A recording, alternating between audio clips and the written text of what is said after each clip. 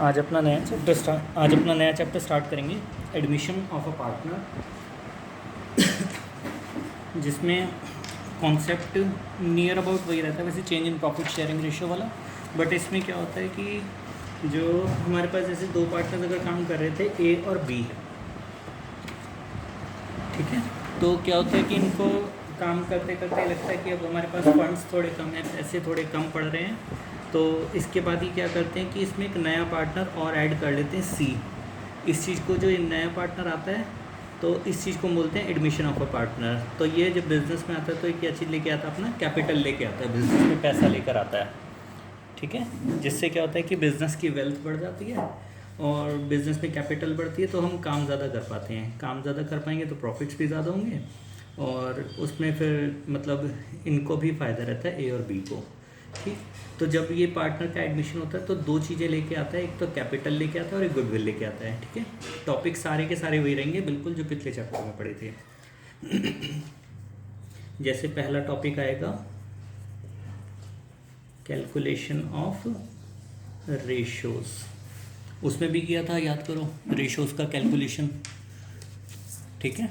तो अब इसमें भी करेंगे हम कैलकुलेशन ऑफ रेशोज़। इसमें कैसे होगा, देखो, सेक्रीफाइस का फॉर्मूला क्या बनेगा, ओल्ड माइनस न्यू, ठीक है, और गेन का फॉर्मूला भी वही रहेगा, न्यू माइनस ओल्ड, ठीक। इसमें जो हम यूज़ करेंगे वैसे ये वाला फॉर्मूला यूज़ करेंगे, gain is equal to, sacrifice is equal to old minus new. Reason, क्योंकि इसमें सी के आने से ए और बी को नुकसान होता है, तो इसीलिए हम फॉर्मूला कौन सा यूज़ करके चलेंगे, सेक्रीफाइस का।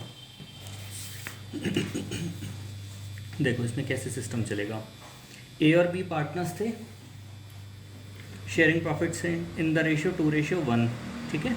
Calculate new profit sharing ratio and sacrificing ratio and gaining ratio in each of the cases,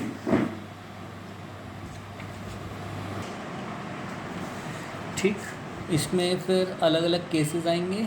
जैसे फर्स्ट केस है कि सी को हमने एडमिशन दिया, सी इज़ एडमिटेड फॉर 1/5 शेयर और 20% ऑफ प्रॉफिट्स, ठीक है, कि सी जो बिजनेस में आएगा वो 1/5 शेयर के लिए आएगा।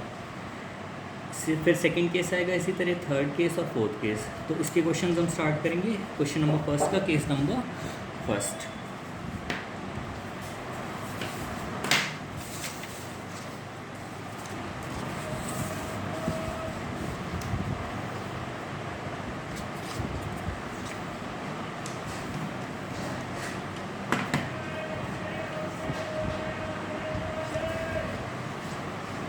ठीक है, केस नंबर फर्स्ट।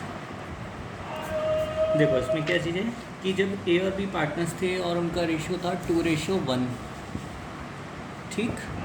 तो इसमें उन्होंने नए पार्टनर सी को एडमिट किया था 1/5 शेयर के लिए। 1/5 शेयर के बजाय आपको 20% भी दे सकता है।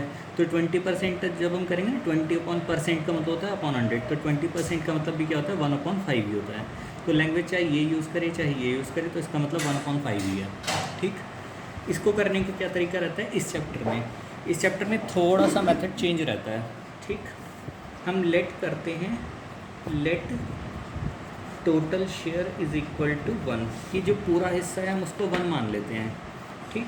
और इसमें जो नया पार्टनर आया सी शेयर, हम उसको यहाँ पे लिखेंगे। सबसे पहले सी कितने हिस्से के लिए आया, 1/5, कि जो भी हमने टोटल हिस्सा माना 1, तो उसमें से 1/5 हिस्सा हम सी को दे देंगे।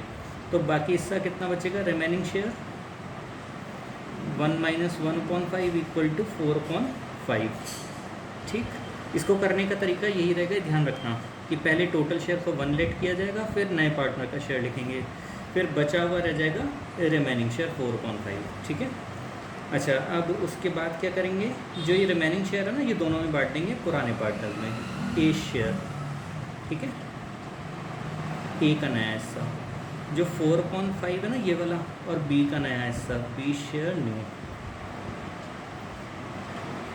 4/5, ये अपने पुरानी रेशो में बांट लेंगे इसको। पुरानी रेशो क्या थी इनकी, 2/1, तो 4/5 का 2/3 हिस्सा इसका हो जाएगा और 1/3 हिस्सा इसका हो जाएगा, ठीक है। 8/15 और 4/15, ठीक। और इसी तरह हम सी का शेयर यहाँ पे लिखेंगे, सी का शेयर था 1/5, सी को दोबारा से लिखना है यहाँ पर, ठीक है। सी का शेयर 1/5, तो 1/5 मल्टीप्लाई बाय 3/3, क्यों? क्योंकि मुझे एलसीएम कितना चाहिए, 15 चाहिए, तो 3/15। तो न्यू रेशियो कितनी बनेगी, 8/15, रेशियो 4/15, रेशियो 3/15, यानी कि 8:4:3। ये हमारे पास न्यू रेशियो हो जाएगी तीनों की। ठीक है, तरीका याद रख लेना, पहले टोटल शेयर, फिर नए पार्टनर का शेयर, फिर बचा हुआ हिस्सा। ये बचा हुआ हिस्सा पुराने पार्टनर्स की पुरानी रेशियो में बढ़ जाएगा। ठीक है, मेथड याद कर लोगे थोड़ा सा तो आसानी हो जाएगी, फिर क्वेश्चंस करके देख सकते हो। ठीक है, ये सी का हिस्सा फिर हम मल्टीप्लाई कर लेंगे ताकि एलसीएम सेम बन जाए, और फिर इससे नई रेशियो निकाल लेंगे। अब मुझे बात करी थी इसमें कि एक तो नई प्रॉफिट शेयरिंग रेशियो निकालनी थी, वो मैंने निकाल ली। एक मुझे सेक्रीफाइसिंग रेशियो भी निकालनी थी। ठीक है, तो सेक्रीफाइस किस किस का हुआ था, ए और बी का। तो अब इसमें सेक्रीफाइस निकालेंगे पहले ए का। सेक्रीफाइस का फॉर्मूला तुम्हें याद है, ओल्ड माइनस न्यू। तो ओल्ड कितना हिस्सा था इसमें, ओल्ड हिस्सा ए का था 2/3, और नया हिस्सा कितना था 8/15। एलसीएम लेंगे 45, ठीक है, 30 माइनस 24, तो आएगा 6/45। और सेक्रीफाइस ऑफ बी,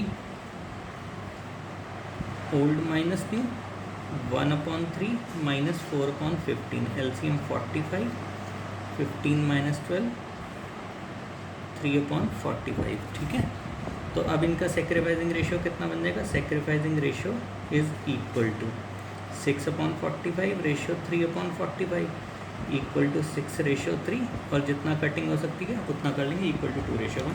ये इनकी सेक्रीफाइसिंग रेशियो निकलेगी। केस नंबर कस्टमर यहाँ पर कंप्लीट हो जाएगा। ठीक, कॉन्सेप्ट वही रहेगा, बस हमें क्या करना है, इसमें जो लैंग्वेज चेंज होगी क्वेश्चन में। अब तुम्हें क्वेश्चन में बस लैंग्वेज देखते जाना है, बस और कुछ नहीं होगा। ठीक है, बस क्वेश्चन की लैंग्वेज देखनी है तुम्हें। देखो second part, C is admitted for 1/5 share. C अब भी 1/5 हिस्सा ही लेगा, विच ही acquires equally from A and B. पहले वाला क्वेश्चन साइलेंट था, उसमें कुछ नहीं था, बस ये बता रखा था कि सी अपना हिस्सा लेगा। ठीक है, सेकेंड वाले पार्ट में इसने क्या क्या रखा है कि सी अपना हिस्सा लेगा, बराबर लेगा ए और बी से।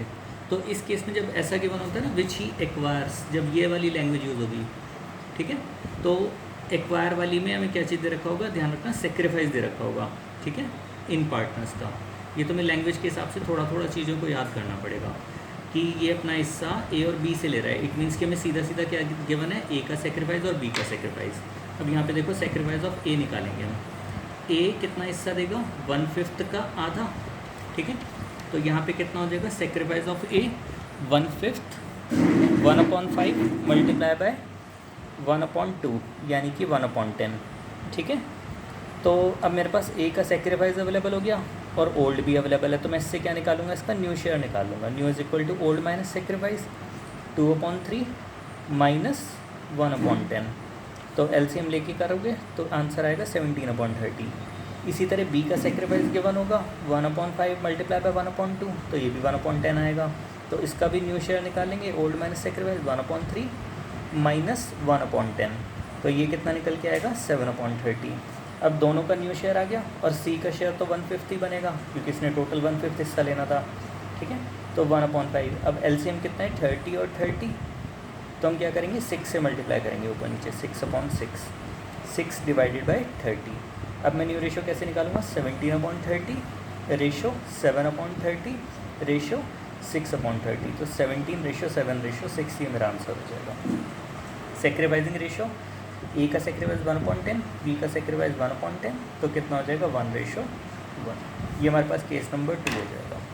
ठीक, इसी तरह इसने लैंग्वेज में कहा थर्ड वाले में कि सी इज़ एडमिटेड फॉर 1/5 शेयर, कि सी 1/5 हिस्से के लिए आएगा जो कि वो एक्वायर करेगा ए और बी से इन द रेशो 4:3। अब ये 1/5 हिस्सा विच ही एक्वायर्स, फिर से वर्ड है एक्वायर, तो 1/5 हिस्से को हम 4:3 में बांट देंगे, और एक्वायर में क्या चीज़ गिवन होगी, सेक्रीफाइस। केस नंबर 3, ए का सेक्रीफाइस 1/5 हिस्से का 4/7, ठीक है, और बी का सेक्रीफाइस 1/5 हिस्से का 3/7। तो ए का सेक्रीफाइस 1/5 मल्टीप्लाई बाय 4/7 कितना हो जाएगा 4/35। और एक बार सेक्रीफाइस अवेलेबल हो गया तो हम न्यू निकाल सकते हैं ओल्ड माइनस सेक्रीफाइस करके। 2/3 -4/35 58/105 एलसीएम लेकर करना। इसी तरह बी का सेक्रीफाइस कितना होगा 1/5 मल्टीप्लाई बाय 3/7 3/35। न्यू शेयर निकालेंगे old minus sacrifice. New share is equal to 1/3 minus 3/35 26/105। और सी का हिस्सा कितना था 1/5। अब नीचे मुझे 105 चाहिए तो एलसीएम में कितना लेना पड़ेगा 21। तो 21 से मल्टीप्लाई और डिवाइड, ठीक है 21/105। रेशो कितनी आ जाएगी 58:26:21। ये हमारा आंसर हो जाएगा न्यू रेशो का।